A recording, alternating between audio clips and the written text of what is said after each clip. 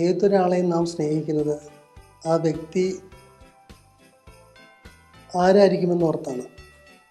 ആ വ്യക്തി ആയിരിക്കുന്ന അവസ്ഥയിലല്ല നമ്മൾ പലപ്പോഴും ആ വ്യക്തിയെ സ്നേഹിക്കുന്നത്.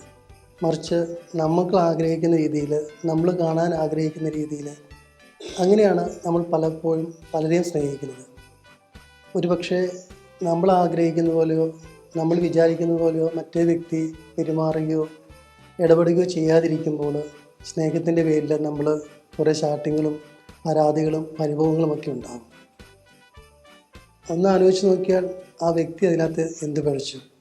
കാരണം അയാൾ എന്താണോ ആ രീതിയിലാണ് അയാൾ ജീവിക്കുകയും ഇടപെടുകയും ചെയ്യുന്നത്. പക്ഷെ നമ്മളാവട്ടെ നമ്മൾ ആഗ്രഹിക്കുന്ന രീതിയിൽ ആ വ്യക്തിയെ കാണുന്നു, അയാൾ അങ്ങനെയൊക്കെ പെരുമാറണമെന്നും നമ്മളെ തിരികെ സ്നേഹിക്കണമെന്നൊക്കെ നമ്മൾ ചിന്തിക്കുകയും അതില്ലാതെ വരുമ്പോൾ പരാതി പറയുകയും ചെയ്യുന്നു. ഓരോ മനുഷ്യനെയും ആ വ്യക്തിയായി കണ്ട് അയാളുടെ കുറവുകളും നന്മകളും ഗുണങ്ങളും എല്ലാം വൈകല്യങ്ങളും ഒക്കെ കൂടി തന്നെ ആ വ്യക്തിയെ സ്നേഹിക്കാൻ കഴിയുമ്പോഴാണ് സ്നേഹം കുറച്ചും കൂടെ ഒരു സംസ്കരിക്കപ്പെടുന്നത്, അല്ലെങ്കിൽ സിവിലൈസ്ഡ് ആകുന്നത്. ദൈവം മനുഷ്യനെ സ്നേഹിച്ചത് ഒരുപക്ഷെ അവൻ്റെ എല്ലാ കുറവുകളും അവൻ്റെ എല്ലാ ബലഹീനതകളും മനസ്സിലാക്കിക്കൊണ്ട് തന്നെയാണ്.